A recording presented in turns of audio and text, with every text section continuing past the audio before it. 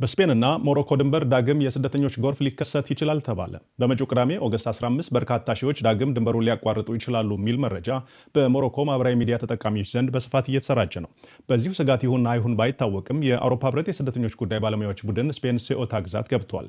ቡድኑ ወደ ስፍራው ያቀናው ባለፈው ሐምሌ ወር ወደ 60 ሺህ ገደማ ስደተኞች ከሞሮኮ ድንበር ጥሰው ወደ ስፔን ከገቡ በኋላ መሬት ላይ ያለውን ሁኔታ ለመመልከት ነው ተብሏል። የአውሮፓ የስደተኞች ጉዳይ ኮሚሽን ባለስልጣናት ትኩረታችን በተወሰነ ቀን ላይ ሳይሆን በዕለት ተዕለት የውጭ ድንበሮቻችንን በመጠበቅ ህገወጥ የስደተኞች እንቅስቃሴን መከላከል ነው ሲሉ አስታውቀዋል። በሐምሌው ክስተት 100 ያህል ሰዎች ህይወታቸውን ማጣታቸው ይታወሳል። የስፔን መንግስት ድንበር ያቋረጡትን ሙሉ በሙሉ በሚባል ደረጃ ወደ ሞሮኮ መመለሱንም ሲያስታውቅ ቆይቷል።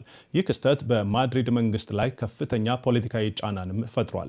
በአውሮፓ ሀገራት መካከል የጎላ ልዩነት እንዲፈጠርም ምክንያት ሆኗል። በተለይም ጣሊያን ከስፔን ጋር የሚደረግን ያለ ቪዛ የመንቀሳቀስ ወይም የሸንገን የጉዞ ስምምነትን ጊዜያዊ እገዳ በመጣል ከስፔን የሚነሱ መንገደኞች እንዲፈተሹ ማድረግ ጀምራለች። ስፔንን በበኩሏ ተመሳሳይ እርምጃ በመውሰድ ምላሽ ሰጥታለች። የሆነ ሆኖ ባለፈው ወር የተከሰተው ድንገተኛ የስደተኞች ጎርፍ ዳግም ከተከሰተ ስፔንም ሆነች የአውሮፓ ህብረት ምን እርምጃ ይወስዳሉ የሚለው በሰፊው እያነጋገረ ይገኛል።